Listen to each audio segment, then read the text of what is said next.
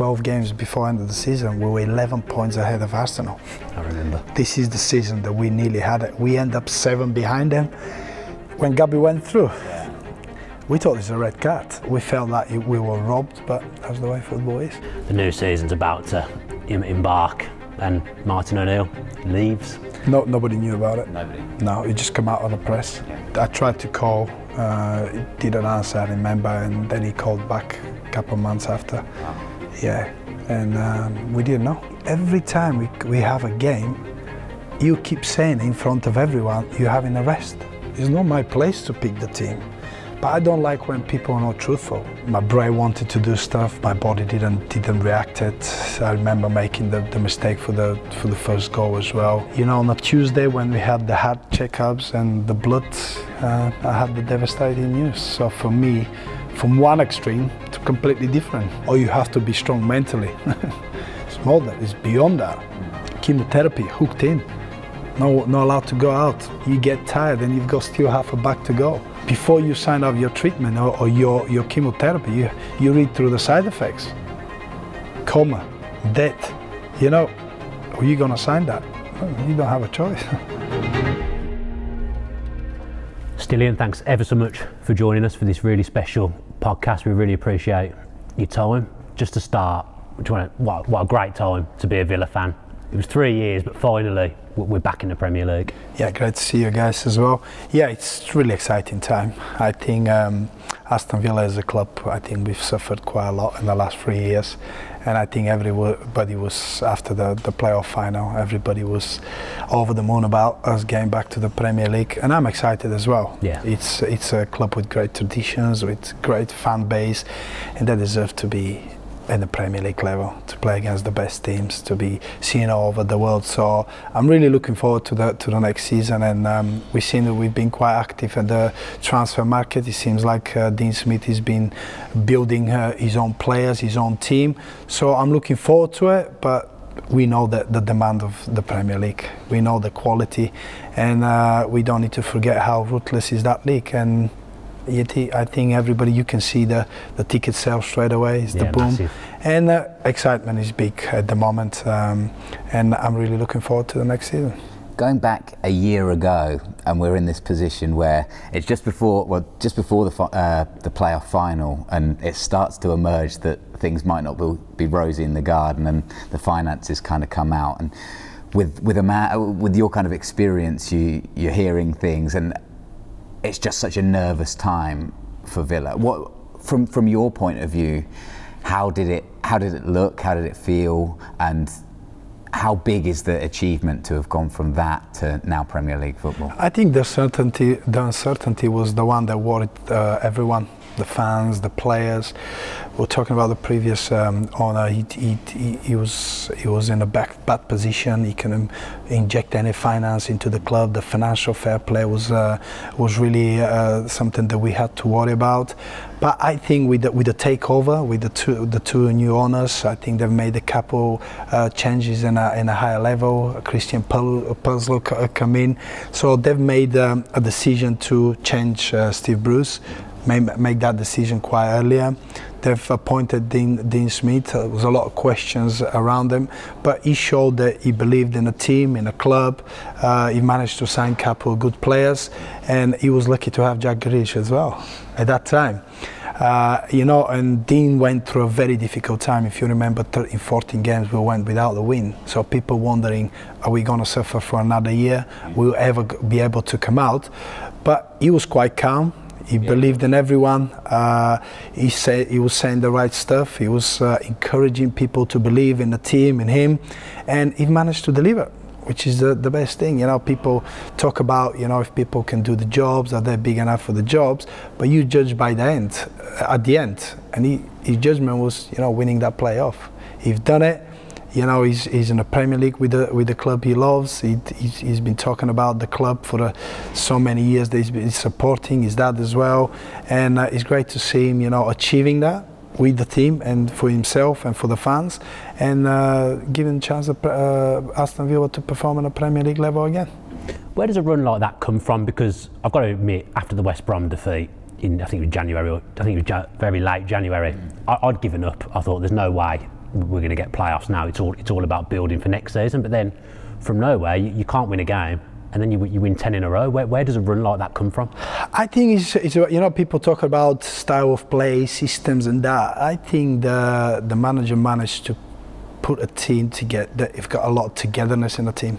The quality was there. Yeah. If you go through individuals in Aston Villa team, great individuals, great players. But the problem in the last couple of years is these players playing together, fighting for each other, being out there, leaving everything in the pitch and coming out with bad performance, but with the 3 points. He managed to put that together in that team, that belief, and that got going through the bad times. All this, we're talking about 2 months of not winning a game. All of a sudden, we went to what? 14, 15 games unbeaten, and I think that was the key points for him going through that period, and he managed to do it. He was timing it very well, and he's done it in the right way. I wanted to ask your opinion. You've already mentioned him once, but Jack Grealish, obviously same sort of similar position to you. What do you see in him, and what's the limit for someone like Grealish? Listen, if Jack, there's no limits for him. The boy have the ability. They've got the ability. You can look at now, he understands the physicality of the game as well. You can see his body has developed a lot in the last couple of years. He's looking stronger, he's looking more powerful. He's not before. You can see that he could be a little bit fragile. Great talent, but fragile. But now, he's a big boy. He works hard. He works on his strength. He realized that he have to be stronger to perform at a higher level. And I think it was the biggest difference. I think he led the boys perfectly. He was taking the responsibilities. Sometimes he would sacrifice part of his game, being in a final third, making the headlines, scoring goal, assist. He will go and take the pressure off the other boys. He'll pick the boy from the defensive half, and you'll drive with the ball. You'll make sure that everybody else will be involved around him. And he's a great leader, and he's a still young boy. Yeah, he's still. You've noticed how much we missed him when he was injured.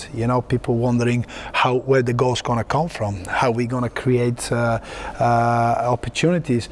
But he risked it. I remember that it came a time when everybody was wondering if he's fit enough to come and play. And that's where the manager, the judgment, the togetherness of the team, the demand made him to take a gamble with Jack, but he managed to produce. And especially we talk about what happened at Birmingham, how he handled that. He stood up. He never put his head down. He scored the winning goal, and I think that was the turning point for the team. The team believed, and they believed in Jack is the one that can lead them to that Premier League promotion. Do you think the end product that he had when he came back from injury, because he was getting a lot of goals, he was starting to get more assists as well, do you think he can take that productivity into the Premier League? He has to. Jack knows that it's a big season for him. It's a high demand from him. Everybody will be watching. Jack wants to go to play for England national team, and to play in the national team, you have to perform. It's going to be hard for him. Listen, it's going from the Championship to the Premier League. The level is very high. You have stronger midfielders, you have fitter players, you have a better awareness from the teams in the Premier League. So it's going to be difficult, but Jack is ready. I think if he worked really hard in the off-season, he made sure he stayed fit, he worked really hard.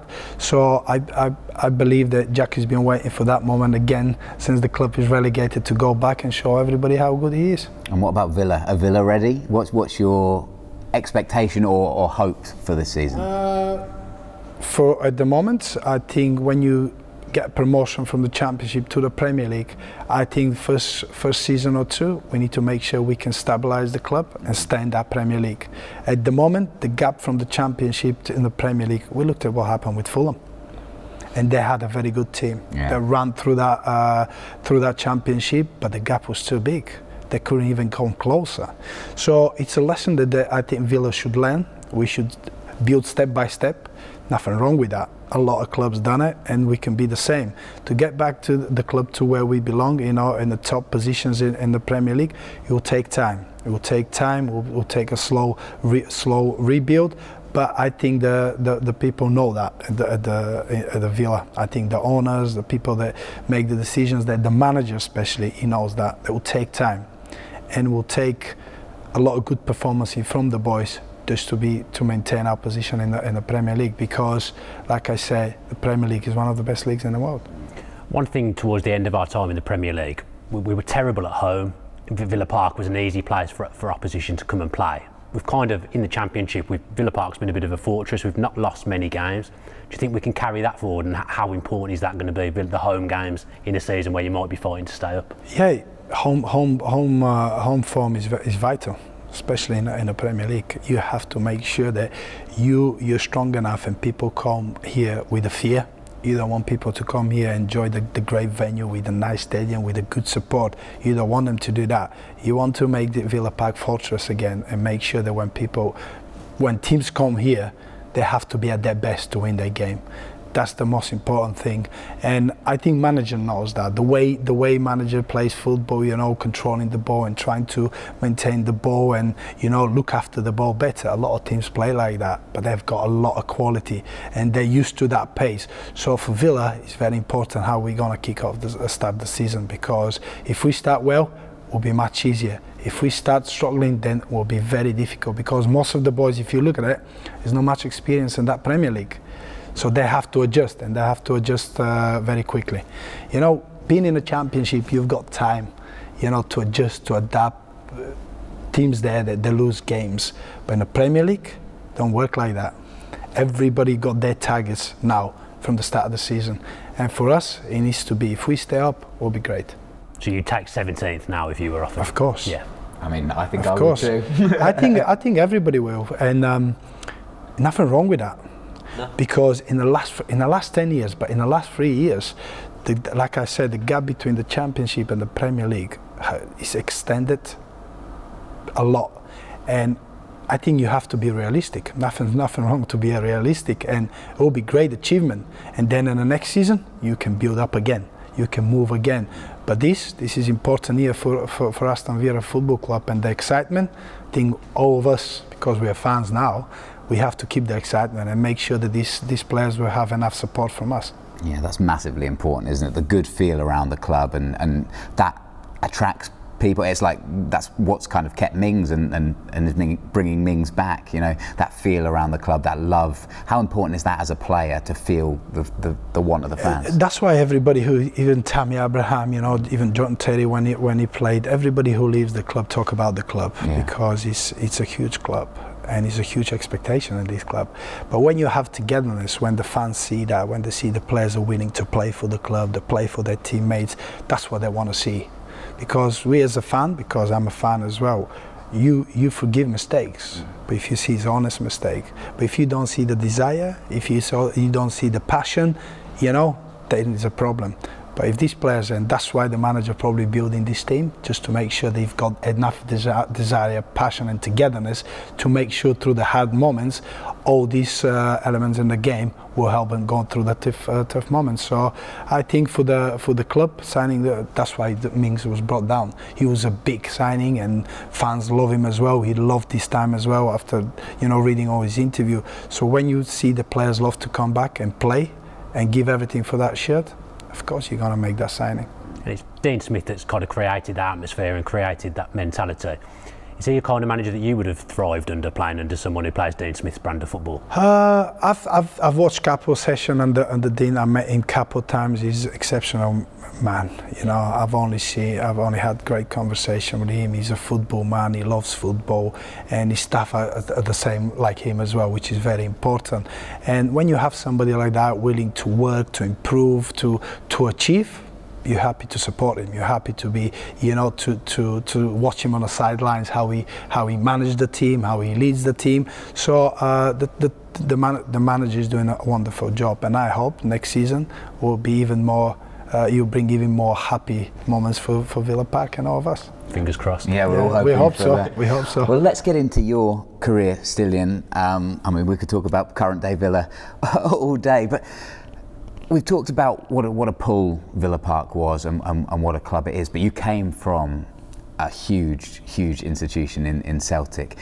How did that kind of process unfold itself? How did you kind of find out Villa were interested, and what were your thoughts going through your head? Well, I remember that time Martin O'Neill became a manager a couple of months before that, but I wasn't going to sign for Villa. I was on the way down to sign for Portsmouth. Right. I remember that the terms was agreed, everything was done. You know, Celtic agreed a fee with Portsmouth, so I was on the way down. It was 3 days before actually the transfer window was closing, and we had the international duty as well, so I was on the way, play the game for Celtic, and I was on the way down to meet Portsmouth in Manchester. And I remember that when I spoke with Harry Redknapp, he was negotiating for me and Gareth Barry, right, to go to both of us to go to Portsmouth. How strange that is. Obviously I've put my transfer request, so the club was entitled to accept the offer they think is right for them. So they've accepted the Portsmouth to that. And I remember on that morning, I think Villa, I can't remember who was Villa playing. I think Villa were playing Fulham here at home, and I had a phone call at 6 o'clock in the morning. The club said to me that Aston Villa have exceeded the offer. They're paying more money, so the deal is switched off now. Now you have to go and negotiate with Aston Villa. Obviously, Martin O'Neill made a bigger offer. I spoke with Harry Redknapp. He said they can't match it. And in the same day, Aston Villa have offered new contract to Gareth Barry. So he's signed his contract. I've come down here. I've watched the game, and then 2 days it took the negotiation, preparation, medicals, and everything.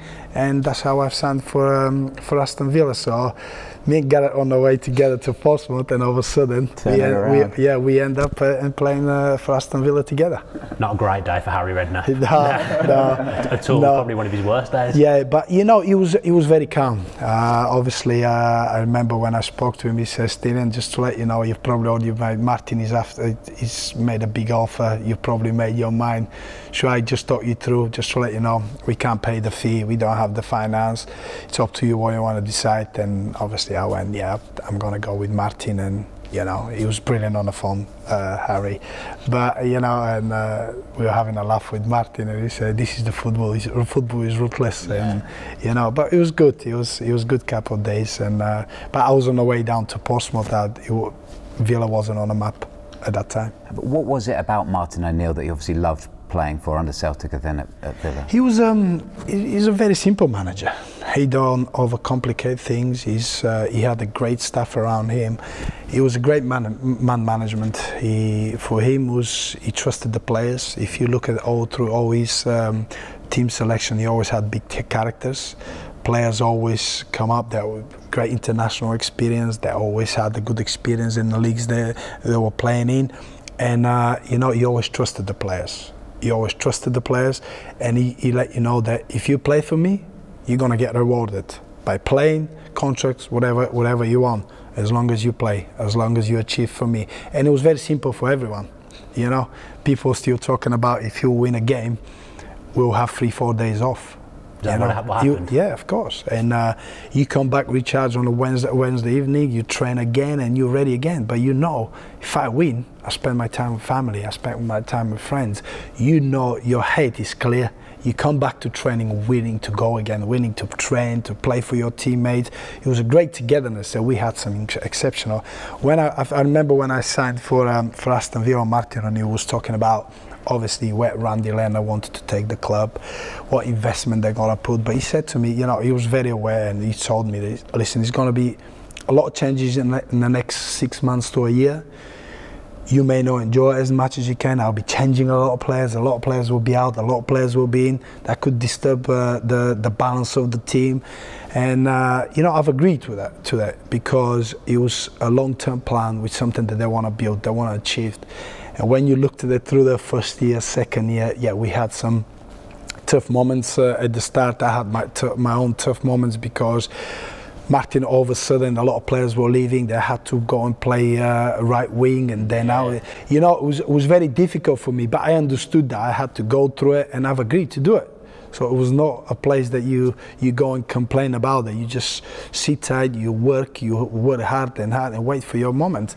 And you know, when you saw after that, you know, it's coming to Ashley Young, Stuart Downing, James Milne, you know, John Carew signed as well. Yeah. Gabby was firing on a full cylinders. Then you had you had Martin Lawson.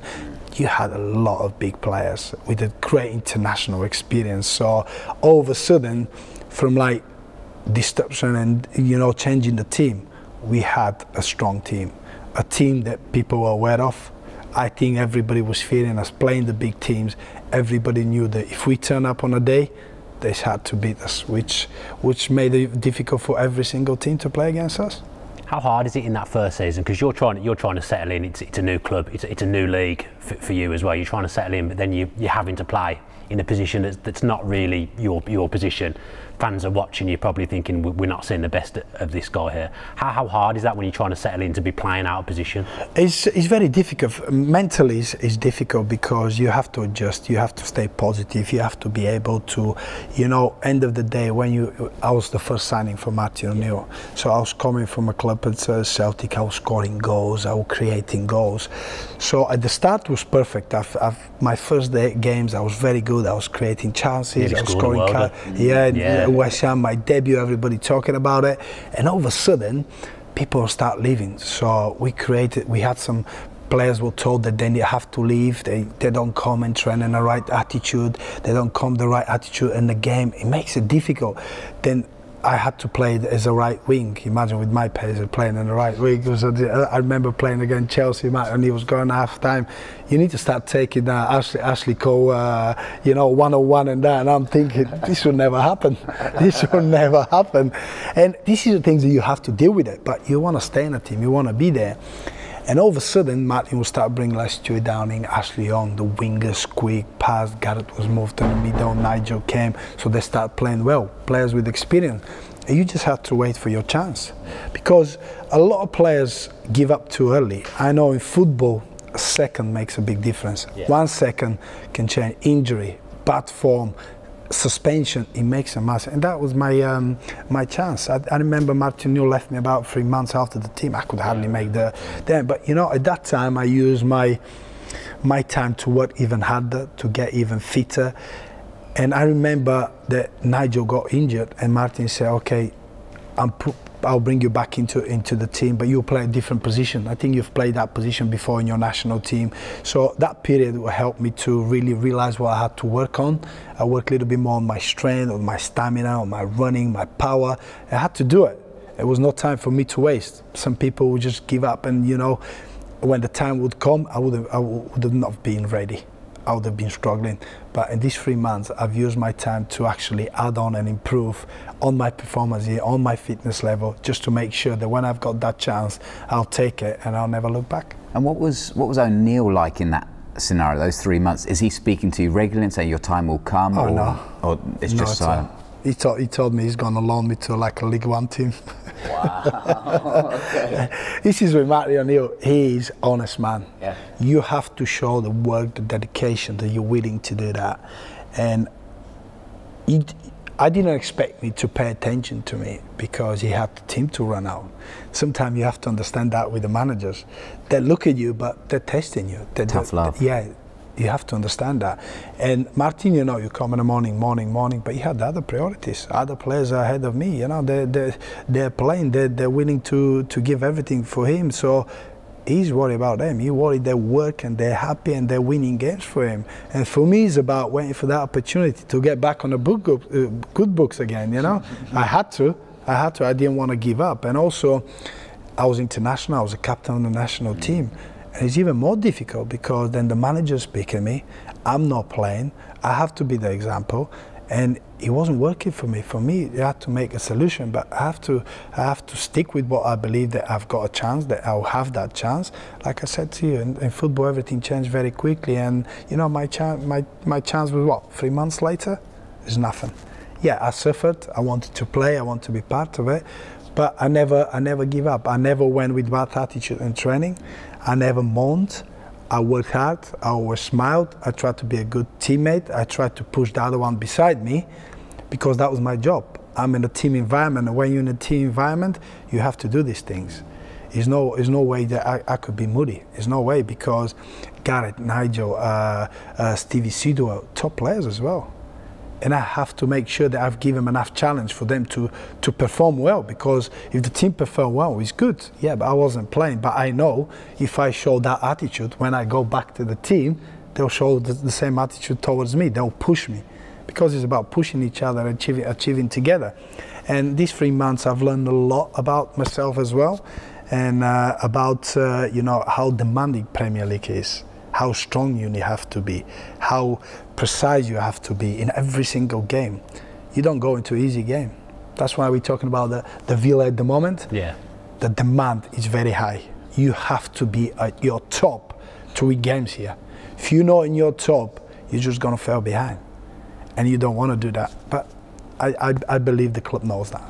At that point, the fact that you've worked under Martin O'Neill before and you know how he works, do you think other players wouldn't have reacted in the same way as you? They wouldn't have put that work in and used that 3 months to refine the game? Yeah, listen, I've seen a lot of the players giving up and their head is not there because they don't play. But everybody's different. Yeah.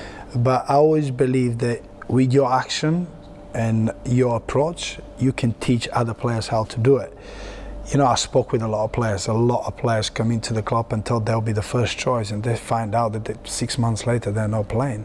And you can see their body language, their good habits become bad habits. When they come to the club, you see them, they come with a desire. They'll go in the gym before every training. They'll do their proprioception work. They'll do their extra running. 4 months down the line, you see they're going to the bad habits. They don't go to the gym anymore. They don't do the extra training. They don't have the same desire, and you're thinking, you don't have a chance. And you know what? A month later, they've got the chance, they're not ready. Yeah, it's true. Because mentally you're not ready. But I've learned, that's why I always say, I've managed to play with some great professionals through my time as a footballer, and I've learned a lot. You've learned to pick the good things, you get rid of the bad ones, and you make sure that the good habits stay good habits, because sometimes a good habit you can turn into a bad habit, like I just mentioned it. And for me it was a good learning curve. Listen, since I was 17, 18 years old, I've played with players like Balakov, Stoichkov. You know, this is a world-class players, which they've shown me how you have to act every training, not just training, outside training, around the training ground, around your teammates, through the games, after the games. This is everything you've been watched. All your teammates is looking sometime for you to show them the way. Sometimes you have to lead someone, or sometimes you get led. So it's important how you do it, and I've managed to do it in the right way. I believe I've done it in the right way. So that's why I always kept it right, and try to still keep it right in a certain ways. And during that kind of darker period, there wasn't any phone calls from Harry or anyone else kind of trying to tempt you away? To be honest, I had a couple of phone calls from Celtic to go back and play again there, but I moved from Celtic here to challenge myself. It's about self-improvement, self-education. I wanted to play and test myself against the best players. You want to play every second week against Steven Gerrard and, you know, Frank Lampard, and you had all different, George Kaifu, still play, JJ. You know, this is players, you look at it and you go, I want to play against these players all the time. I don't want to, it's easier for me to go back there. Yeah. It's easier for me to go back there. I could have stayed there and I could become a legend. I could have scored 15 goals a season. I could, you know, it was easier option for me. And I had it perfectly there, but I didn't want that. I didn't want to be that comfortable for me. I wanted to develop, and I saw myself that I could still develop. And like I said to you, I've learned every single season in the Premier League how I need to adapt, adjust, how you need to analyze your opposition. You know how important it is to understand how the opposition play, how your teammates play. This is self-education. With me playing for Celtic, we were strong there. We were strong, we were powerful. I could have easily stayed there, but I didn't want to do it that way. I want to come and challenge myself, and it was hard. Of course, it was hard, but I didn't expect it to be easy. Obviously, you spent time out of the team, as you've just said, but that 2007-2008 season, your first full season at Villa, what a great time to be a Villa fan that was. We look back at it now very fondly, because we were winning most weeks, we were up there challenging. But What kind of place was that to play your football at a team that was going really well in the Premier League? It was perfect. It was very easy for us because all of a sudden we had nearly a year together, most of us. So we start understanding each other, how everybody play, what everybody's strength is, how we can use the best of the players' ability, like Ashley Young, Stewie Downing, and John Carew, and Gabriel Bonoho. How me and Gareth had a great relationship. Yeah, really you good. know, Nigel and Sido knew when if they have to replace any of us, or if we have to play three in the middle, how we can play together, who stay back, we're a very balanced team. Yeah.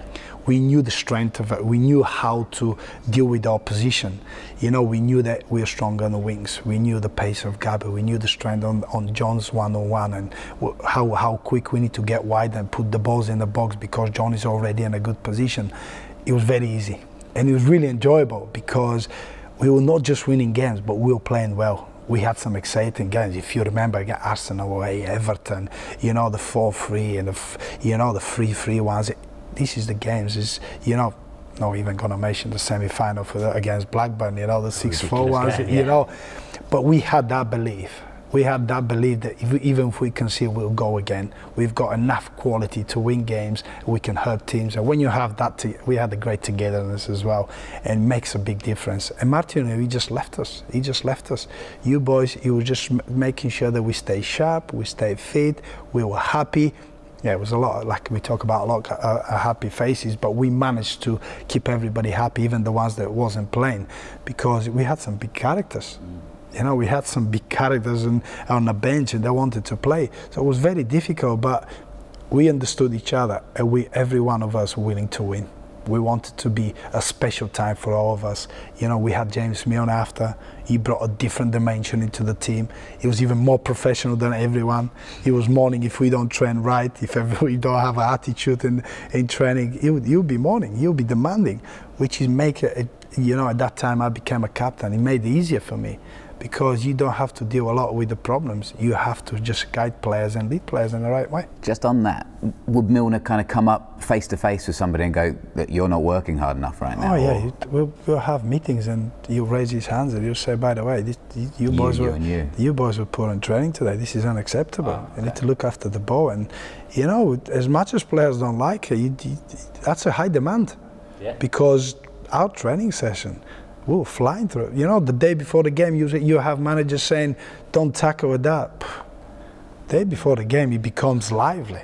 And did he call himself out in those training sessions if he wasn't? Oh yeah, performing? you see James, if he don't perform and he make a mistake, you just go mad. Really? Because, you know, because he demands a lot of himself. But that's why he's in that level. That's why he went to Man City and won stuff. He went to Liverpool and he's the main player. That's why the manager loves him. He never creates problems. He's reliable. He believes and he leads in the right way. When you have a player like that, it's not much to do with him. There's not much to do with him. He does it for you. And unfortunately, these days, you don't see many of these players. They're very rare. They're very rare. Yeah, he's a one-off. And yeah, how old is he now? 32 or 33? 32, I think, yeah. Yeah, and he's still the fittest player out there because he's got schedules. He rests, he eats in the right times, he prepares very. When football is football, he knows how to do it, and he's done it for years. And he's a great example for the young kids. And this is the idols that you want to look up to. You know, this is players that you have to. But they say that they call him boring Milner. He's not that much. Well, he's in the social media now. We call him boring Tom Julian, say that. But I treat myself like Milner. No, but it's a perfect example for young players how to achieve. You know, because with James, you know, he had to work with to achieve things. You know, to improve his skills, to improve his fitness, because you have to do it. He's been playing every week since he was 16 as well, pretty much, and he's still going strong now. That's incredible. And it was a pleasure to play with him. The other ones were Stuart Downing. You know, people talk about Stuart Downing. He's one of the fittest players I've ever seen. Yeah. One of the fittest. Pre-season, you won't catch him. He was like, oh my God. But this is players, you know, people don't know much about it because they're more private, they're more quieter, they're not as, you know, social media gurus like a lot of the players these days. They'll be very calm. What was it like that summer when it looked like Gareth Barry was going to be going to Liverpool, club captain, massive part of the dressing room, massive part of the team? When he doesn't end up going and he ends up staying for another year, or when he's on the the cusp of leaving. What's it like in the dressing room? How did players treat him when that was going on? Oh, listen, it doesn't matter how everything. We didn't want him to go. He was a special player. Yeah. I mean, Gareth was one of the players that a lot of people don't underestimate. You know, the quality of that boy is incredible. Knowledge of the game. He was fit, he was strong, knowledge of playing as a midfielder, he knew the game inside out.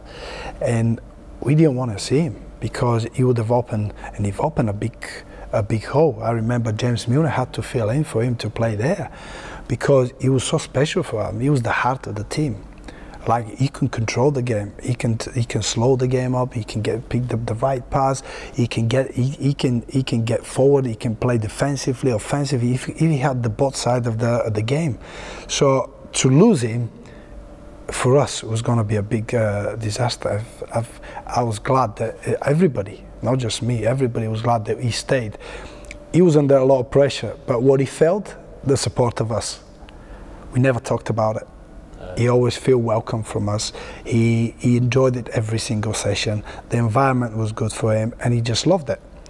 Sometimes, you know, the fans will be at the start was a bit, you know, but after that, when Gareth was playing, they start loving him again. You're always going to have people that will have had feelings towards him, but mostly of the fans, they've changed because they saw what kind of players. And you know what? He ended up in Man City, and look at the record he's got there. He just showed how special he was. He played every single game there. He won leagues, cups. He was the main, the engine of the team when he was playing. And fans, you as a fan, you should be proud that somebody with that caliber went there and made a great difference. So that's a question I was going to ask, because you've got players like Gareth Barry, obviously James Milner. They go on to teams that are winning trophies, winning titles, and as a kind of a senior player, do they come to you and say, "Look, Stan, I want to furthermore, I want to go and win the Premier League. What's the best move?" How is that as a teammate? Do you have those conversations? Of course, because you're friends. First, of course, right? Of course. Listen, it's when you're in the dressing room, you go through conversation. You know, if people have an issue in that, you talk about it. They ask the question. End of the day, we're in the same industry. Yeah. We end up at one point of our careers, we end up in the same situation.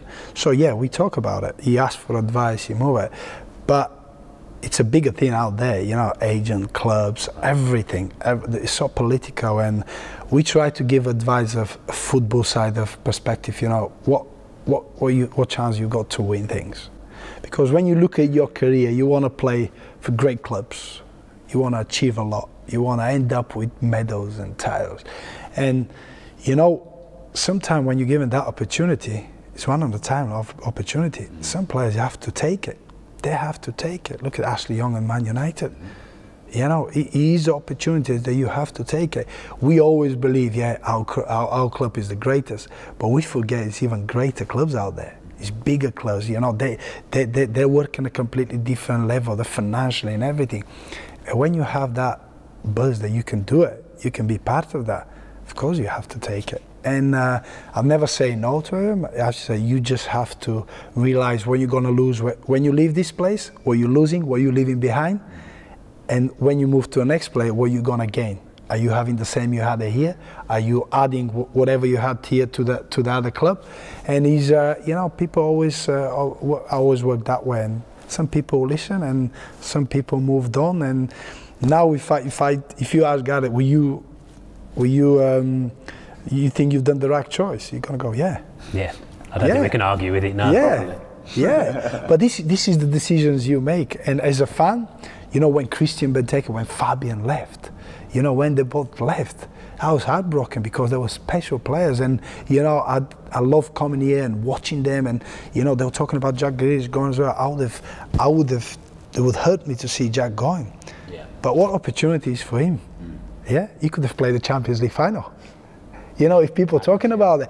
So it's the dynamic, the industry of today's football is completely different than before. Before you have players that they'll play for the shirt, they want to play as long as they can for one club. It's completely different now.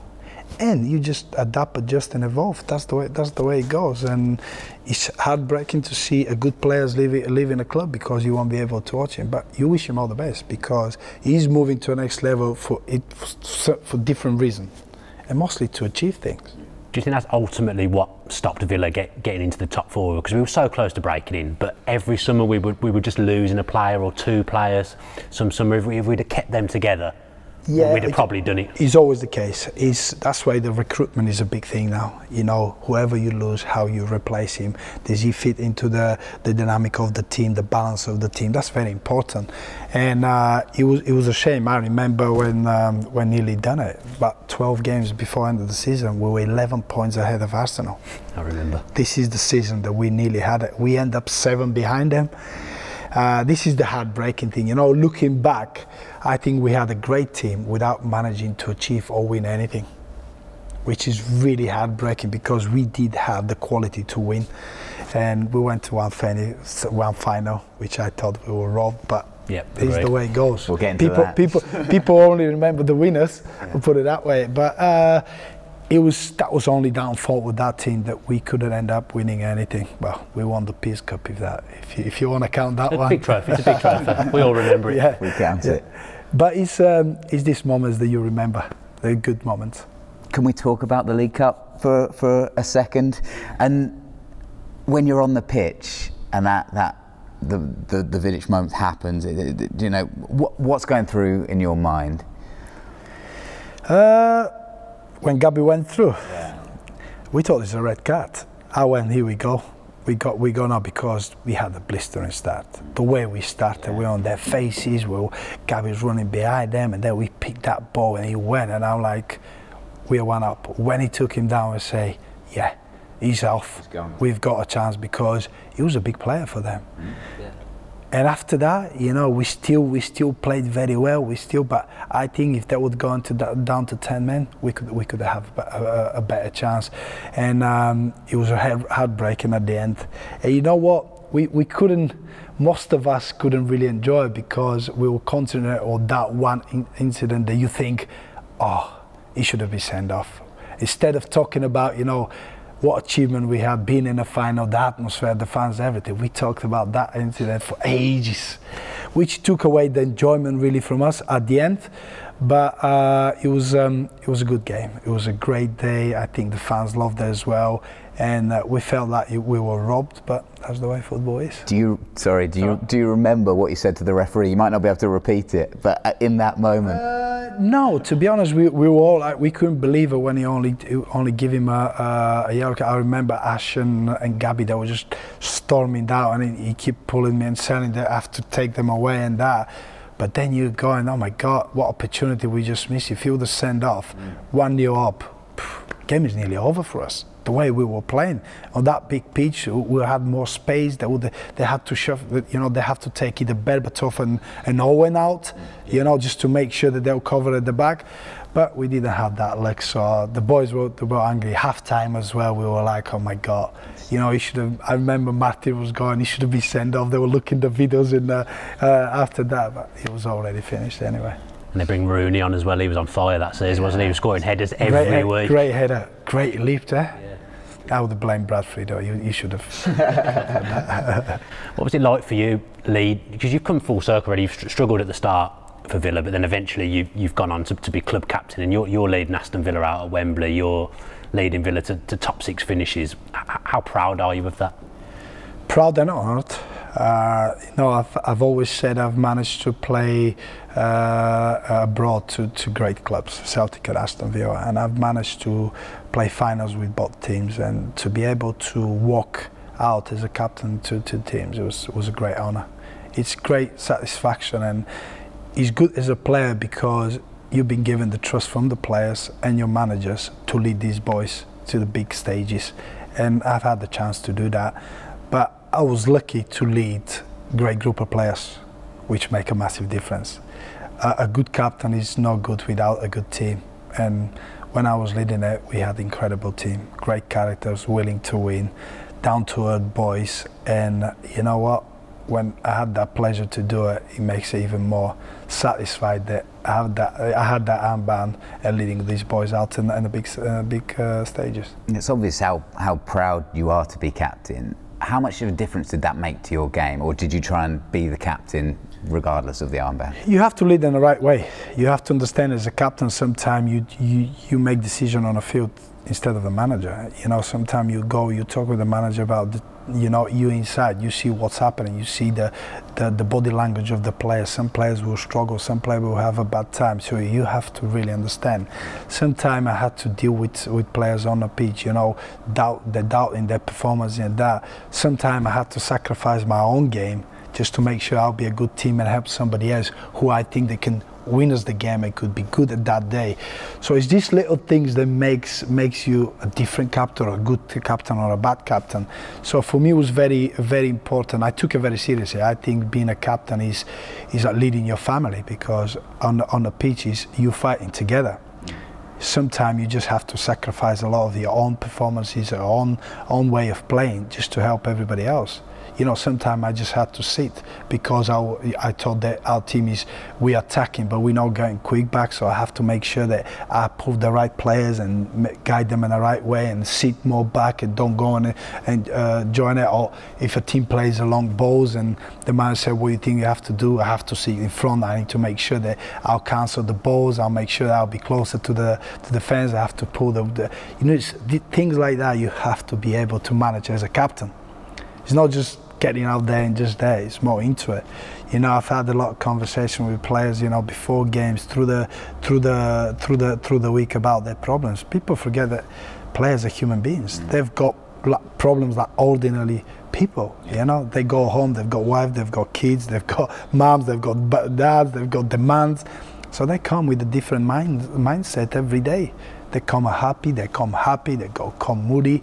You have to deal with it. You have to understand that the dynamic of this dressing room is completely different. You've got 25 different characters. Not everybody is happy. Not everybody wants to be at the club. So you have to make sure that when Saturday comes, everybody's in the right frame of mind. So Gareth Barry was Martin's first captain, then Martin Larsson, and then it went on to you. Big shoes to follow, those two unbelievable leaders in different ways.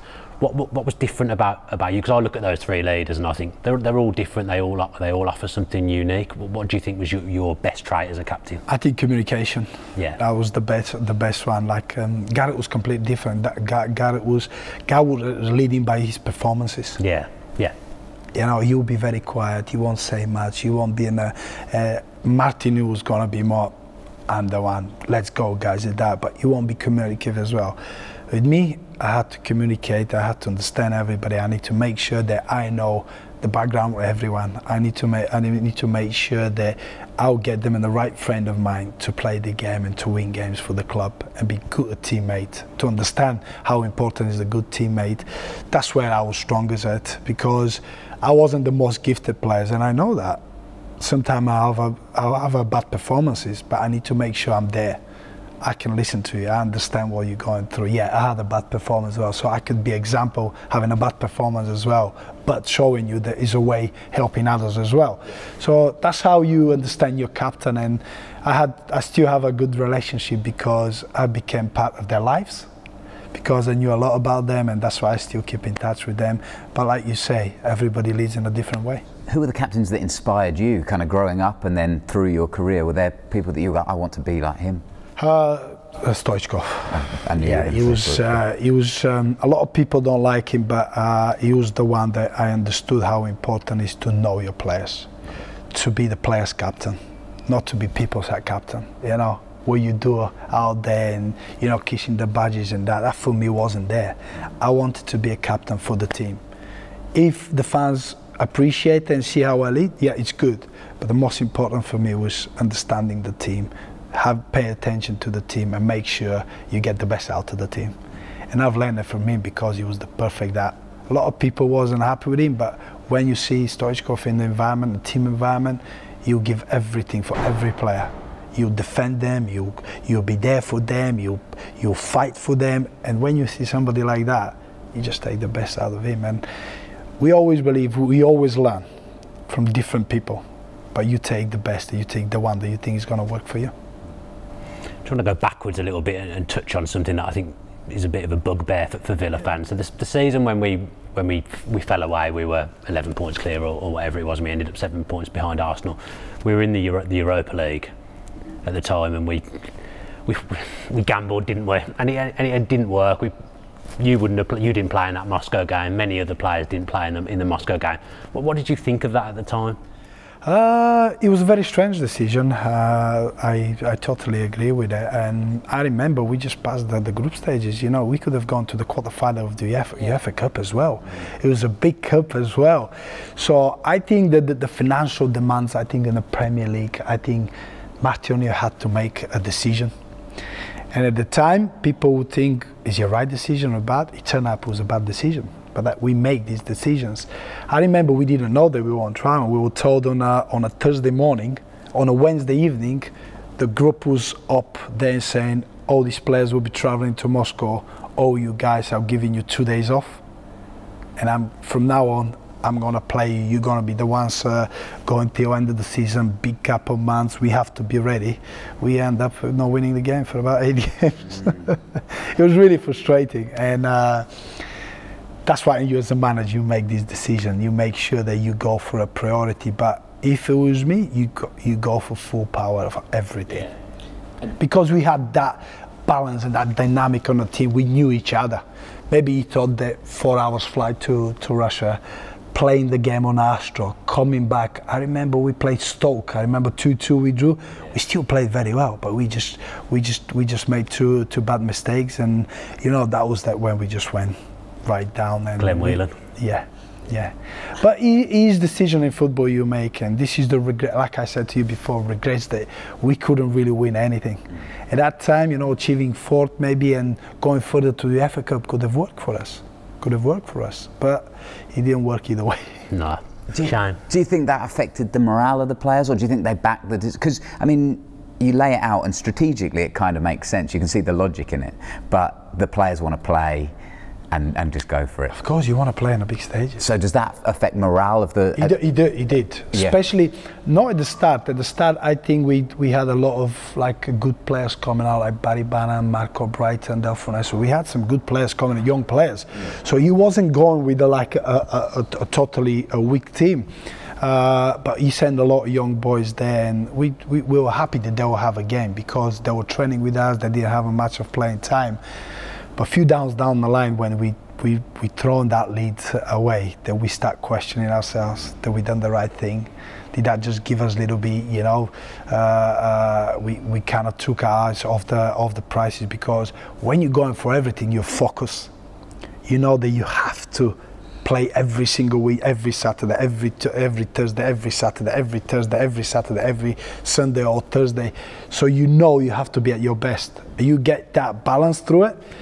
But when down the line, few months later, we were like, maybe it's the wrong decision. We should have not rested us, and it became a little bit a joke for us. To be honest, at the end, we were playing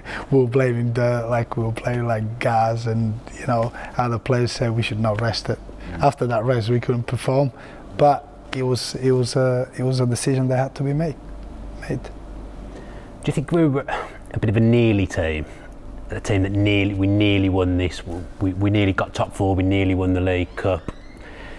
Is that something you look back on? It is a real big frustration for you. Yeah, it is. Like I mentioned to you before, the only downfall for that team was not winning anything, not ending up with the silverware, which was important.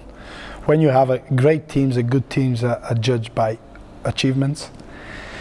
We've achieved a lot as a group in our own view, and the fans as a club, but if you look at our records, we haven't achieved everything as silverware, which is the downfall for us, and that's what we regret. That's why we say nearly team. Yeah, it's a good saying, a good description, and I think we wasn't a complete team.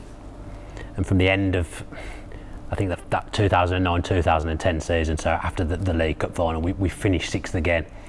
The new season's about to embark, and Martin O'Neill leaves. Yeah, that was a big shock for most of us, because I think a couple of days before that, 6 days, I think, yeah. a couple of days before our pre-season, and it was a shock for everyone. It was a complete shock for everyone. Nobody was coming out saying what's happening. We were in doubt about what was going to happen. A lot of the players came because of what Martin O'Neill promised and where the club was going, and all of a sudden he left. We were like, what's happening now? And then everything started to go downfall. You know, manager was coming. 6 months later, the next one, changes after changes. It wasn't stability of the team, and it cost. A lot of the players wanted to leave. A lot of managers were coming, they were not happy with current players, with the good players, that they were just selling them. People were leaving, and the disruption of the other team started going really bad. We lost the atmosphere in the team. It was very difficult. It was very difficult. I remember when Alex McLeish were here, at one point we were only 3 points off the relegation as well, and we had a great team. And you're thinking, what's going wrong here? So we had to hold a meeting, all the players, and we had to put a plan together how we can survive and make sure that we, put performance. It was the issues. We had to sort a lot of things internal, to make sure we managed to survive after that, which is moments that you don't want to deal with it when you have a great team. And as captain, did you have the same idea as everybody else when Martin O'Neill left? You were told at the same time, or was it? No, nobody knew about it. Nobody? No, it just came out on the press. Yeah. Yeah, and I remember I spoke with Martin a couple of months after that. I tried to call, he didn't answer, I remember, and then he called back a couple of months after. Wow. Yeah, and we didn't know. Nobody knew about it. We didn't know business, had we, that summer? We weren't buying anyone. And that was one of the problems, yeah, right? That's what so. Martin O'Neill I think said. that's where the problem was. It's about, I think Martin still wanted to push for that 6th place. I think Randy probably decided, I've pushed it hard enough, I've spent enough, probably I'm going to go a different way. And, just both went on a different end. But, they had a good time together. Frustrating though, because we spent, shortly after that, 18 million or so on Ben. Yeah. And it's like that money was there, Yeah.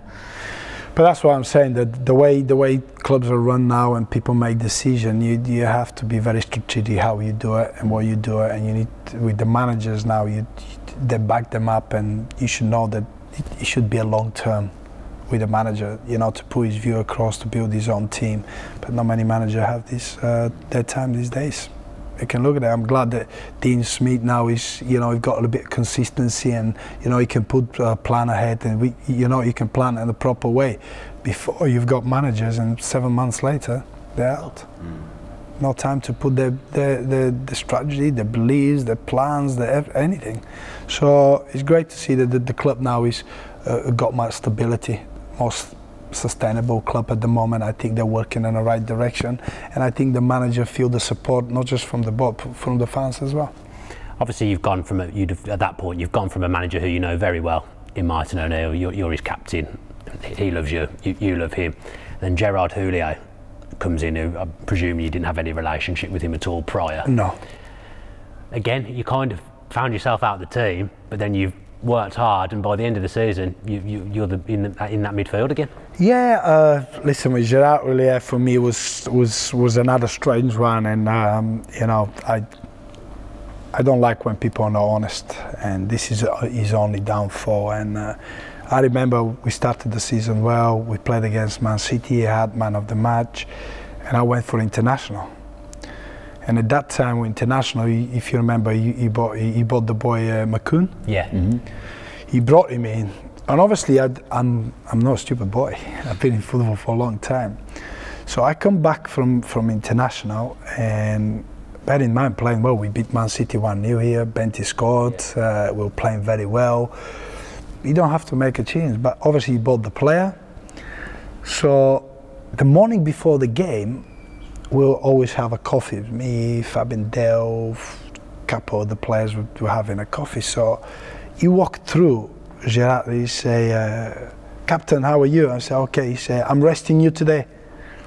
It was a bit strange for me, like saying in front of the boys, what would you say? "I'm resting you today." So I let it go. I was like, that's fine. So he started playing McCoon. I could see where things are going. But every time we have a game, you keep saying in front of everyone, you're having a rest. You're having a rest. You're having a rest. So now I can see where things are going for me. I didn't say a word. Come every day in training, I smiled, said good morning, I worked hard. 3 months down the line, I remember they couldn't win a game. No, I remember. They couldn't win again. That's the situation. So because I wasn't playing, I had to make sure I'm gonna cover extra mileage to make sure my muscle will work in same intensity, easy, close as the game. Because if I get put it back in the team, I have to be ready. And no excuse for me. He's already dropped me, and I can see where everything is going. So I had to be, in a perfect shape again. I went through it, so for me it was quite easy. I could see it. So I remember we were playing. Who we were playing? I can't remember who we were playing, but on every Thursday, because I wasn't playing on Saturday, I knew I wasn't playing. I wasn't involved. I'll do power session. We had a little. Like a hill, so I was doing a lot of power, a lot of jumps, just to make sure my muscle worked to the max. So at the training, obviously I can see he started to worry a little bit about it. We was going down the tail. We were very close to relegation, and I can see in the back of my eye I was doing my power. And bear in mind, I've since he dropped me every week, every training, I've trained in the same way. I haven't given up, I've trained, I've tackled, I was loud, everything that I've always done. So it's funny how the manager works, so I can see him going back. That's on a Thursday, we play on a Saturday. I think we play Sunderland, we beat them 2-0 or 1-0. I think we played Sunderland. And I can see the back of the he's coming, and he go, all right, captain. I say, yeah, I'm okay. Gaffer, you okay? And he goes, listen, just to let you know, last week you've trained very well. I know where he's going. And he say, you have to be careful today. You may be playing Saturday. Bear in mind, you haven't even talked to me through that. Only thing he's saying to me is, you'll be rested. So weird. Yeah, and so weird. Fabian never one point, if you come across Fabian one day and you speak to him, Fabian said to me, Skip, he's getting really annoyed now. He keeps saying in front of us, and I'm like, listen, he's the manager, he makes the decision, he is. So they start laughing. We go before training, he go, if he pass again, he say, you rested, we're just gonna laugh. So he passed and he go, Skip, you'll be rested today. And I'm like, okay. It's so weird to just do that. And quite disrespectful. He is very disrespectful. Right. He is very disrespectful. He didn't pull me, to say to me, I can see you bring your own players, it doesn't matter. But if somebody's better and playing better, there's no point. Let him compete. That's the way it goes. But he was taking different approach. I don't know if he was looking for me to react, so it'd be easier for you to have a excuse. But I didn't react. Come every morning, and I don't have to react. It's not my place to pick the team. But I don't like when people are not truthful. Two faces. I don't like that. That's where you lose the trust. And you know what? I started playing after that. You remember Gerard Ollier had this problem with his heart. Gary McAllister took over after. And he had one day, he pulled me and say, I was wrong to what I made. Well, at least he admitted it. At least he admitted it. You know what I say? Fair play, Gaffer. Not a problem at all. It is football end of the day. But you should have told me, say, I agree with that. But you know what? You stood up. You played well, you finished the season strongly, and it was good, And after that, we ended up playing me and McCune together. Yeah. and then he was never seen again. Listen, he was a great player. Nothing wrong with that. I don't judge the player because of the manager by him and he makes the decision to drop me but play him. I still had a great relationship with Jean McCune. He's a great lad, but it's not his fault. No, it's not his fault. So. Again, when you're captain of the team, you can't blame the boy. He was a great player, but at the end of the day, the manager haven't dealt with the situation perfectly, which happens. Do you think, health permitting, do you think Julio would have got it right at Villa? If he hadn't had his heart attack and he'd gone on to the next season as manager, do you think he would have got it right? No. No. He upset way too many people. At the end, he upset John Carew, he upset Richard Dunn, he upset Gabby. So players didn't willing to play for him. So when you lose that, forget about it. He just wanted to come and just rule. That's me. I'm going to do it my way. It's not going to be your way. I don't care if you're happy or not happy. Unfortunately, in football, it don't work that way anymore. You lose 3 or 4 players. Forget about it.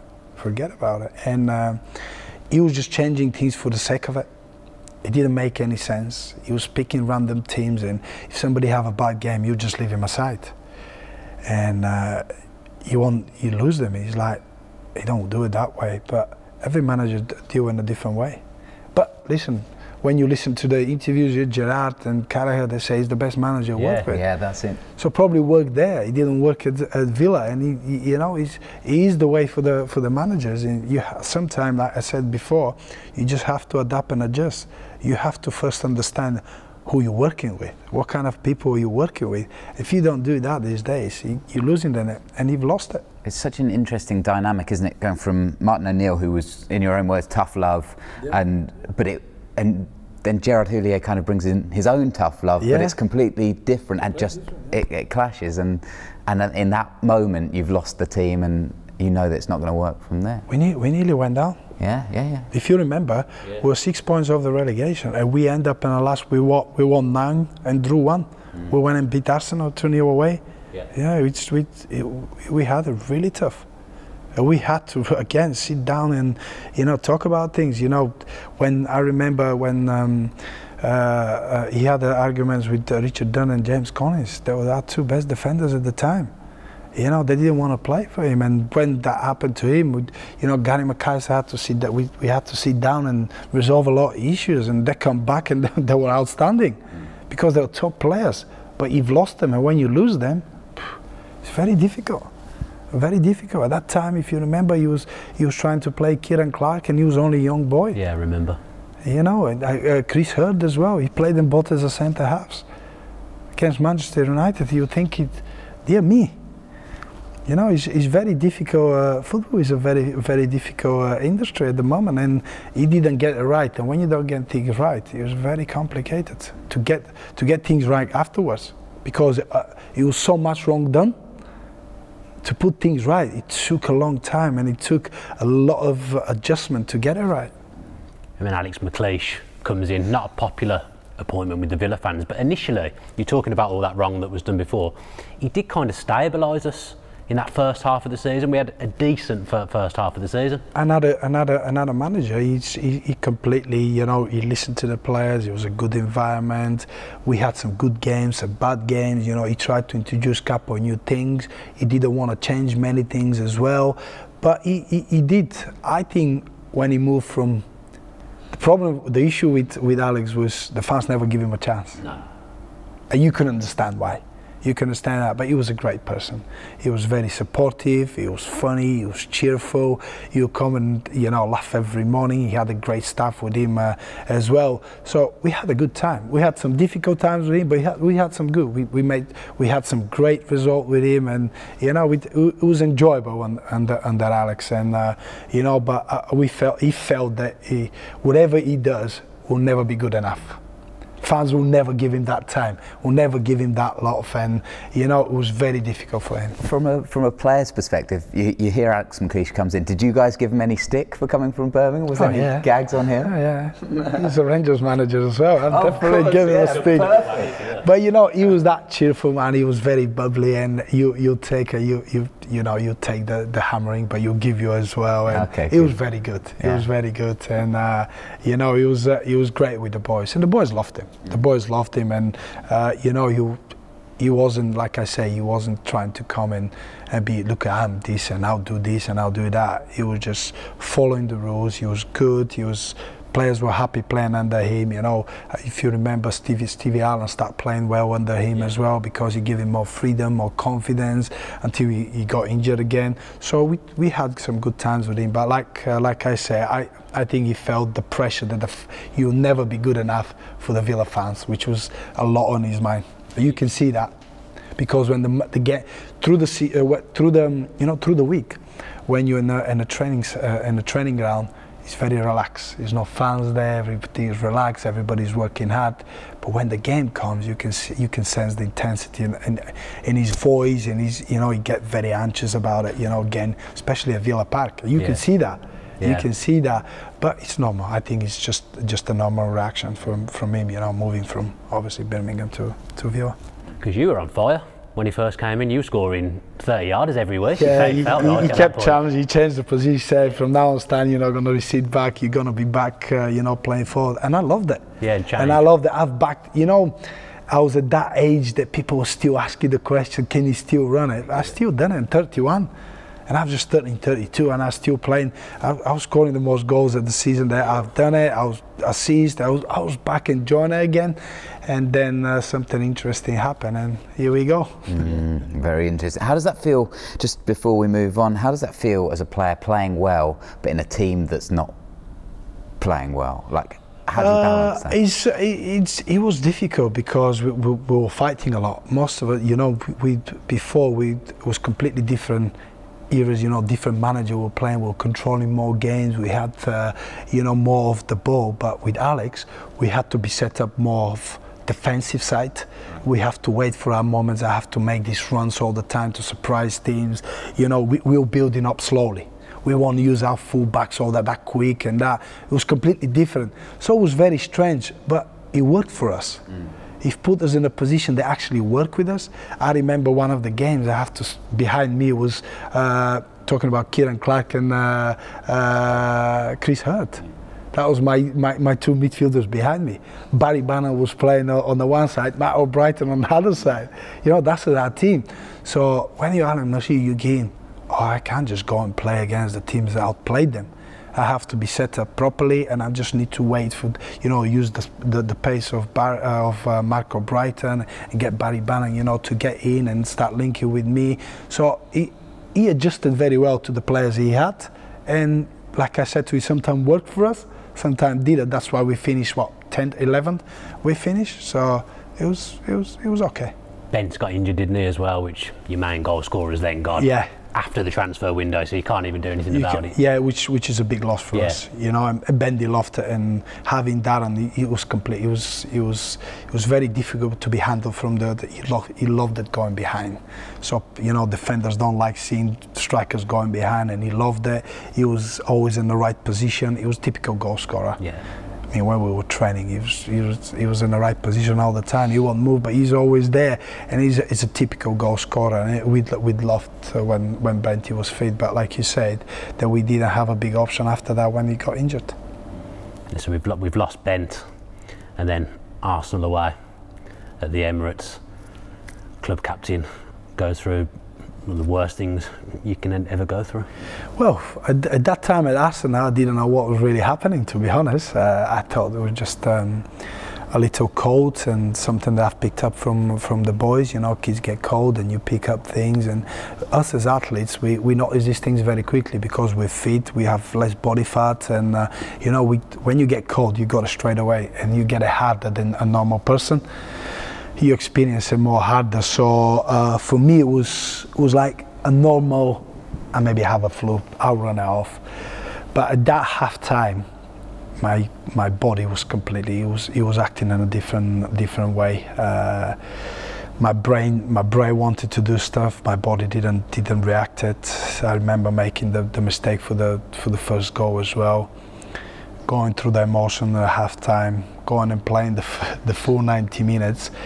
And you know, on a Tuesday when we had the heart checkups and the blood, on a Thursday, I had the devastating news. So for me, from one extreme to completely different. And it was very painful and very difficult 3 years afterwards, you know, just adjusting your life, adjusting everything you've done before to completely new chapter of your life, fighting for your life, you know, diagnosed with leukemia. You know, this was the hardest to accept, and the hardest to accept is not playing football again. When you diagnosed with leukemia, it's the treatment. You get used to it, you move through it, you get in there, but everything you've done all your life, everything you work for, everything you love to do, has been taken away from you. That was the hardest bit for me. Going through a treatment was difficult. It was difficult, it was hard, I was in the dark places, but you go through it.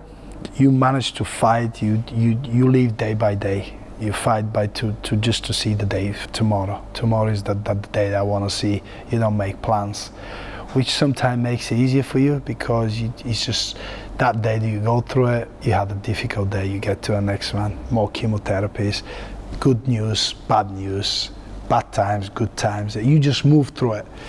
But when I was told that I was not going to play football again, this is something that just stabbed me right through my heart, and it was very difficult to accept. I want to talk a little bit more about that and your psychology through it, because throughout this interview you've talked about being left out of the team and just working harder and harder. I don't want to trivialize it at all, but is it a similar kind of thing, right, I'm going to beat this because that's the way I am and I've got things to live for, and I'm not ready to quit on this? Yeah, everything I've learned as a person, you know, as a footballer, as an outside football as well, it did help me. The desire and the dynamic that I lived my life with, it helped me to go through my treatment. My treatment was a hell. It was a hell because it was the longest treatment of all the leukemias. It's 3 years. So for me, I did, at the start, I didn't know how long it was going to be. I thought it's going to be 6 months and I'm going to get back to normal. For me, mentally, it was to fight to that long-term plan. I had to survive. And for me to survive, I couldn't, like I said to you, I couldn't make long-term plans. It was like day by day, day by day, day by day. Being a footballer, you can set up plans. Being a person, you can set up plans. You can structure your life. Okay, I'll study this. I'll try to go for this job. Maybe in 3 years' time I'll be in that firm. You can set this goal. But diagnosed with cancer, you can't make plans. You don't know how to make plans. You completely find yourself in an environment that you've never experienced. Hospitals, chemotherapies, bloods, nurses, don't see your family, you can't see people because you don't have immune system. You know, this is something that is completely different. Your mind, I was in a chemotherapy, high doses of steroids, everything play with your mind. You know, sitting in the hospital for a year is not something that people say, oh, you have to be strong mentally. It's more than, it's beyond that. It's beyond that. Every day I've slept for months, couldn't remember, because of the tiredness of chemotherapies. I had 96 hours chemotherapy, hooked in, not allowed to go out. You hooked in the big back and you just go back and forth. You get tired and you've got still half a back to go. You know, you feel sick, there's no way you can take it out and don't have it anymore. You know, you sign your own letters, you know, side effects, coma, death, you know, confusion, losing your sight, you know. It's something that you sign off. My wife asked me a question, you know, before you sign off your treatment or your chemotherapy, you read through the side effects. Coma, death, you know, are you going to sign that? You don't have a choice. You don't have a choice, you just have to go through it. You don't know what's coming tomorrow, you don't know how you're going to react on the chemotherapy. This is beyond the mental strength, you know, mental strength. I was confused more, I had panic attacks, you know, doubtful. You know, I was on a treatment for nearly more than a year. Hit every month, you get hit, your counts go back up again, you get hit, that's for a year. At the end, it doesn't matter how much willpower you've got or mental strength you've got, you lose it. You start doubting, I've put so much weight. You looking in the mirror, it's not you. I've got moon face, my face was like that. You cry and you just don't know when the end of it. You don't see the end of it. You know, people talking about, oh, is the light end of the tunnel? And I keep going, where's that light? Yeah. I can't see anything at the moment. 3-year tunnel. So people, you know, talking about mental strength, I don't use the mental strength, I think it's the people around me that pushed me to go through it. I knew what I had to do because I still wanted to be, I always talk about it, I still wanted to see my kids grow. still wanted to be a father, a husband. You start appreciate little things. And for me, it was important to see each day, to make sure I'm gonna be able to come to the stage that I can go and be active again. I can be around the kids, you know, without being out of breath. You know, my first exercise, when I finished my treatment, my first exercise was 3 minutes walk, and I had to sit down. That was me. But for me, it was a great achievement. 1 month down the line, I was walking 50 minutes. 2 months down the line, half an hour. Then I started 5 minutes run, 10 minutes walk. That's how you get back to it. But it's a long, long journey. And it was difficult. It was difficult, but I don't complain. I've learned a lot about it. I've learned a lot about it. You learn a lot about people as well. I had friends that they never contacted me to this day, good friends. I'll have a text, oh, great to hear you well now. I didn't know how to approach you. I didn't know what to say. I was crying, but I didn't know what to do. Can you blame them? No. But then you question it. Well, a lot of other people came and see me. A lot of other people made the effort. You could have done it.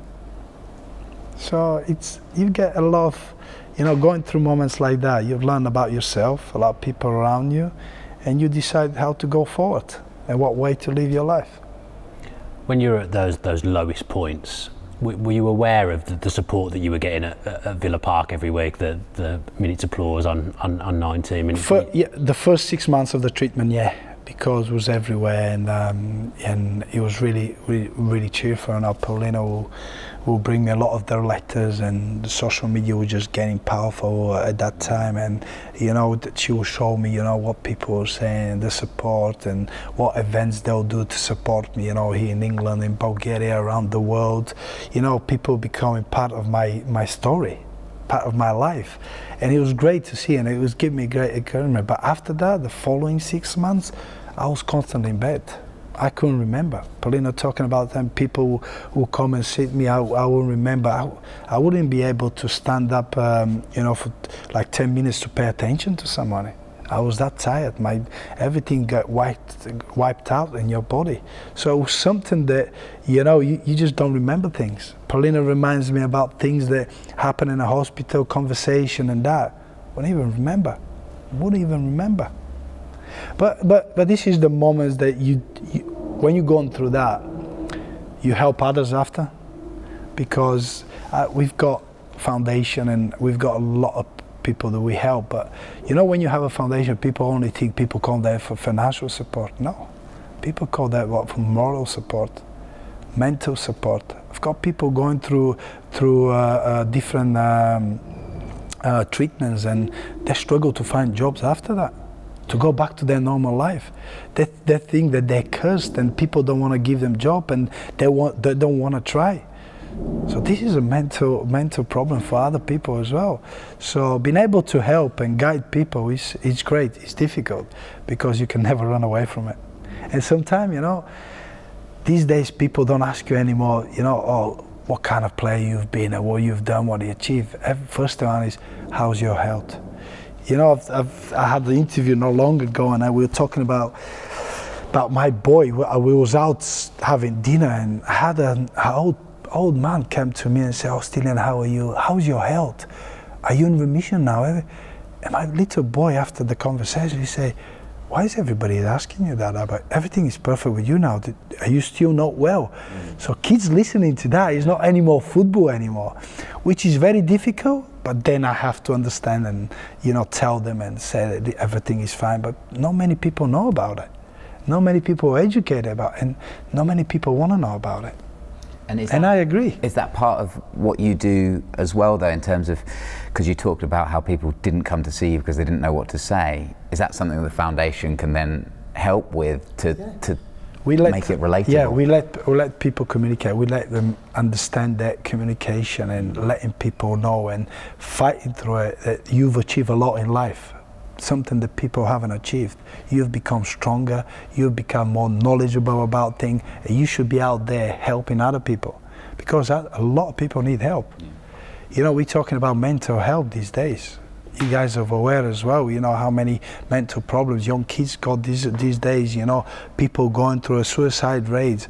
It's not just about, you know, going through a cancer treatment and being mentally unstable for afterwards what you're going through. It's how we live our lives these days. And a lot of people do need help because they don't let it go. And you maybe agree, guys, but everybody in life becomes judgmental. Everybody gets judged. People worry about getting judged, a failure. They should not be worried about that. We all fail. Yeah. That's why I always say, I never judge. You don't judge people. You don't know what kind of life they live. You don't know what is in the back of their head. You just be there for them. You treat them with respect. You know, if they want to share, better. They let it go. Because what they do is they share a problem they can solve. So that's what I've learned through my journey, you know, going through treatments. And, you know, I was judged. Don't get me wrong. When I was going through a treatment, you want to see when I've put the weight that people are just, how you can put that weight, what you mean, what you've been eating. They wouldn't know that. But you don't go argue with them. They don't understand. But you educate them, you tell them, you do that. And it is the way it is, life. And that's why I look at the life in a different perspective, in a different way. Because I was wary about, I wanted to focus more on you as the Aston Villa player, the footballer today, but just listening to the way you speak there and the way you've come through everything, it is so inspiring, and you've got so much now that you can teach people, a role model in multiple ways now because you've been through hell. It's just an unbelievable journey, and seeing how well you look now as well, you look it took me a long time to come to where I am at the moment, and I had to do it in different stages because my leukemia is in the blood, it's immune system, so I had to make sure that I don't exhaust my body, I don't get my immune system exhausted, and I don't bring it to a very low level. So I had to make sure that I've done it in different stages in a more relaxed way, which took me a difficult time. Hey, when you've been an athlete and you've played an 80, 86, 87 kilos, all of a sudden you end up 139. It's very difficult. It's very difficult. I couldn't move. I felt out of shape. It was really frustrating, you know. And I had to take my time. Hey, I managed to do a pre-season with the boys, so this was a great experience. And as much as hurt me, I loved every single bit of it. And you know, it was great. And even with Gabby, we talk about it. You know, going through it. I was sharing a room with Ashley Westwood as well. Still calling me a roommate, and it was brilliant. It was brilliant just to experience that again and manage to play 2 friendly games was perfect for me. So at what point do you set that goal? I want to play football again. Well, it was. I started doing a little bit of training. A friend of mine said to me, "Listen, a few friends of ours, we get together and, on a Thursday night football. Would you like to start playing football with us?" And bear in mind, I was very heavy. It was an Astro, and I said, "Listen, I'm very overweight, you know, I may try, I'll come and try once." So I went once, started playing a little bit, you know, mostly, I wasn't very mobile, but when the ball come, I'll play and I'll try. You know a few things. Yeah, but by the months going by, I've started losing weight, I've started going to the gym, I've started playing, then all of a sudden, I started getting my muscles back, my power, my sharpness a little bit, start getting away from, you know, normal people, like people that have never played football, yeah? Started being more powerful, I was getting away, so I was getting more sharper here, I'll get that buzz back. So I spoke to one of the boys, a PT, and I said to him, "Listen, just a quick one, I'm getting sharper now, I'm getting fitter, I'm only 34, do you think I can still play football?" He said, "Why not?" She, "Well, tell me what exactly I have to do." He said, "Well, first, we have to lose the weight, we have to build your muscle, we have to strengthen your muscle, we have to bring the stamina back in, at least in a certain level, for you to start a pre-season, because pre-season is another 6 hard weeks." So I said, "Well, let's have a go." So we've done a year ago, and then when that year passed, I remember we were about a month shorter, and I was nearly 90 kilos. I was powerful, I was strong, I was playing football with the boys. I went to play over 35 as well. I wanted to see how it's going to be on the 11 side. So I've started getting sharper, better, quicker, stronger. So when I went to 90s, we had like a blip test. So on the blip test, I've looked at I spoke with a couple of fitness coaches that worked before, and I said to them, boys, will you get my fitness levels just to see where I am at the moment? I'll do a blip test. I want to look at it. So I actually reached the level that I was in the peak of when I was there. So I said, that's it, I'll make an announcement, see what's going to happen, see if Aston Villa will decide. I'm only going to go for Aston Villa, I won't go anywhere else. I can't be bothered travelling, this. So when I spoke with Aston Villa, Di Matteo said, it took him about a couple of weeks to think about it. And then he went, yeah, Stan, you can join the training. I was like a little boy. Honestly, I was like a little boy when they told me I can join the pre-season.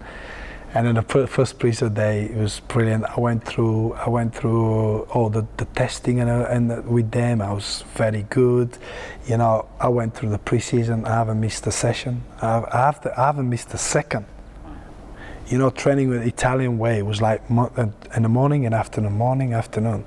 It was there. I was there. I remember one of the runs, we were different groups, so we did training in the morning and afternoon, they just train us, just completely running, 6K, completely interval training running.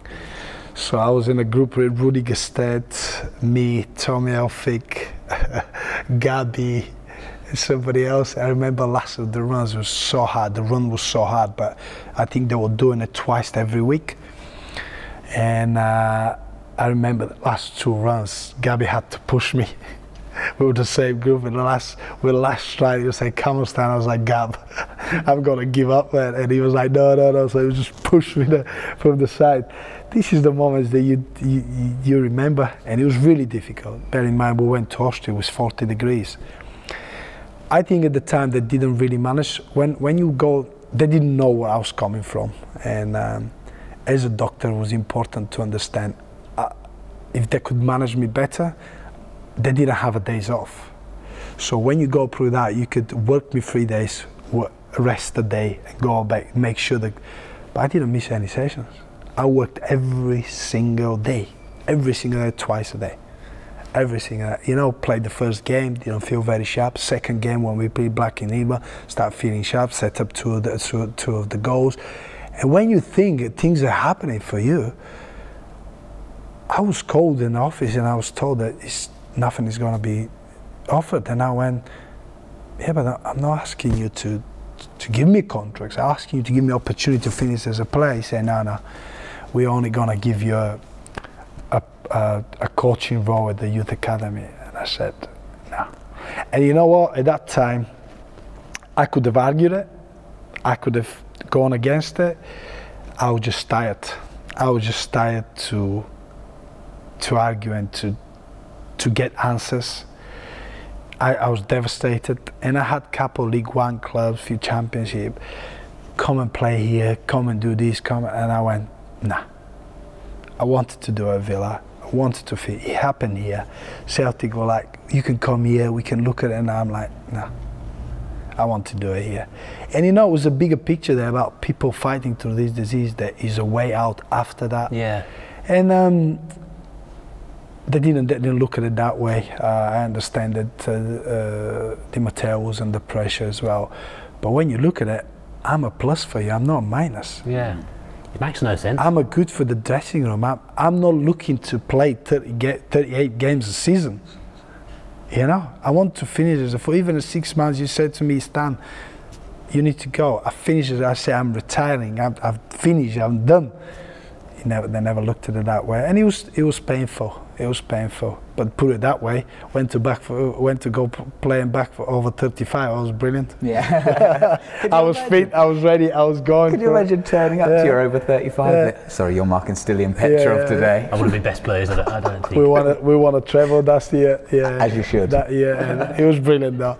But it was painful. It was difficult because sometimes you think, you know, you going back to play for the love of the game. Yeah. You're not going to play for money, for contracts and that. That was the painful bit. You know, as a club, you have to have the identity. You have to stand up and understand what is mean for players to play for this club. That was the thing. And but it was people that didn't really understand the club. So that was the painful bit, but end of the day, I still love the club. I'll never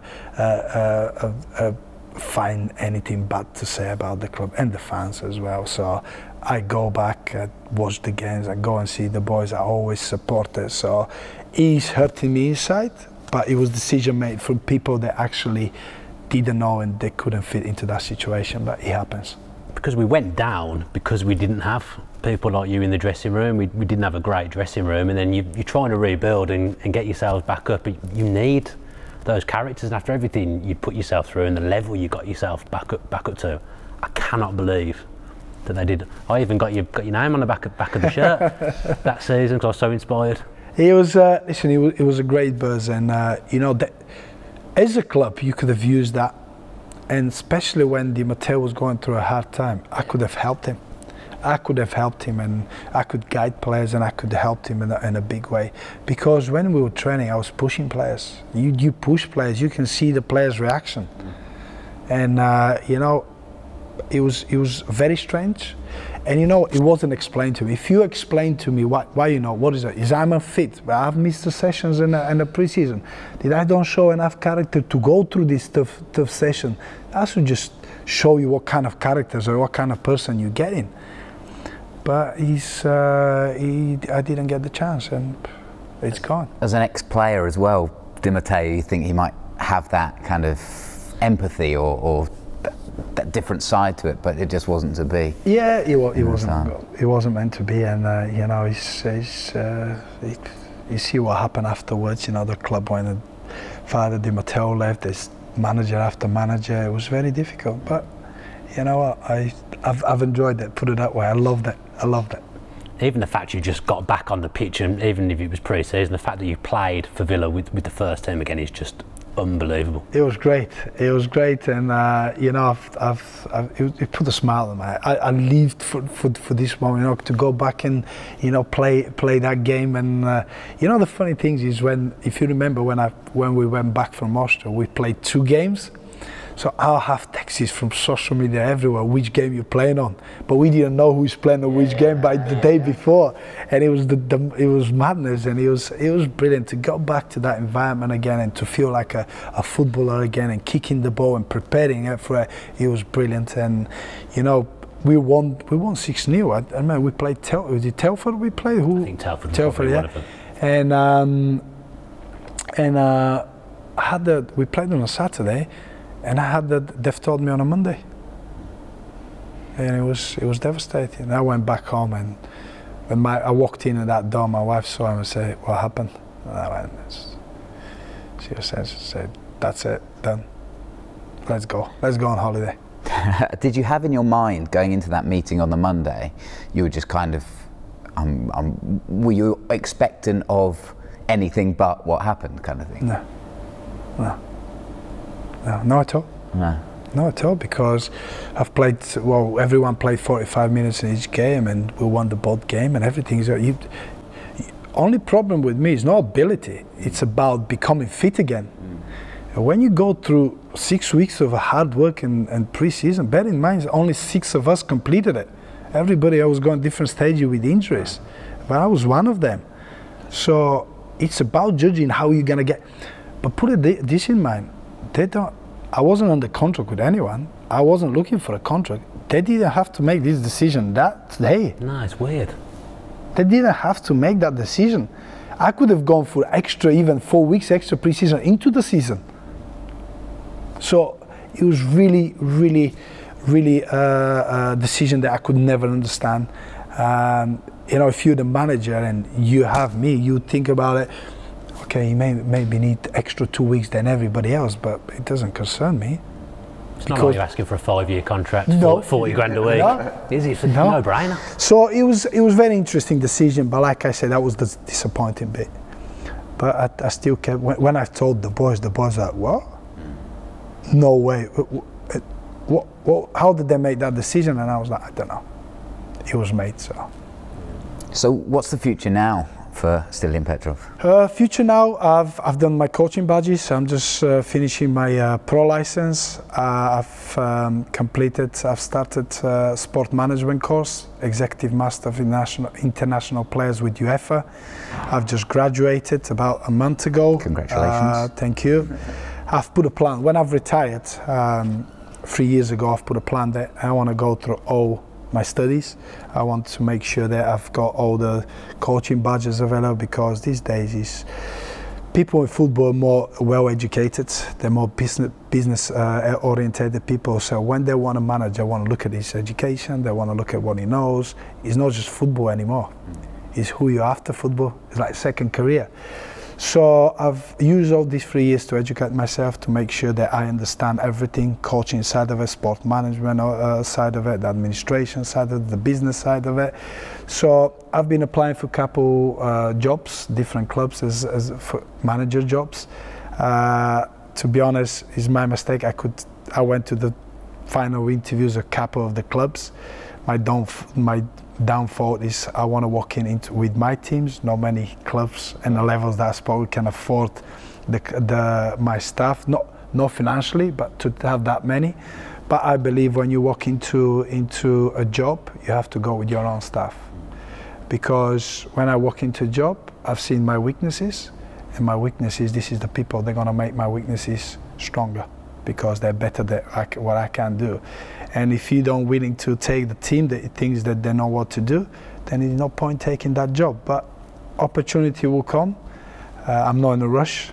I've spoke with couple clubs. I've been through that interview stage now, and it's really interesting. It's really fascinating. It's very political, but it is what it is. And I'm looking forward to it, and I hope I'll be involved with football again. I thought we were going to get an exclusive there. Yeah, Stiliyan Petrov's new job. No. You'll be first to know that. Just I know you're not going to tell us who, but would you have any ex-players that you played with at Villa on your coaching team? Yes. You would? You can tell us if you want, but I'm sure you don't want to. You'll discover it. One thing I wanted to finish on, we've obviously talked about the incredibly hard battle that you went through, and you mentioned that other people are going through similar battles, or even with mental health. If you could give one piece of advice to people going through that kind of stuff now, what would you say to them? Believe that everything is possible. Don't be scared. Don't be scared to fail, because this is the worst thing. Don't forget that people will always judge you, but you should be the judgment for yourself. And one thing that I always say is, and I said earlier, believe. Believe that you can overachieve everything, because every problem have a solution. You just have to work and find it. So anybody who goes through different stages of different problems, and just believe. Make sure you got the right frame of mind, and you'll be able to achieve things. That's it. It's good advice. Yeah. Thanks ever so much for talking to us. It's been an unbelievable trip down memory lane, and you're so inspirational, such a hero to so many people, and we thank you so much for talking to us. Thank you very much. It was really enjoyable. Cheers. Thank you. Good to see you again. You. Great to see you as well. Thank you. If you enjoyed that video, why not watch another? Click the video choices on screen now to go and watch them in full. Be sure to subscribe to the channel by clicking our logo there on the left. Easy peasy.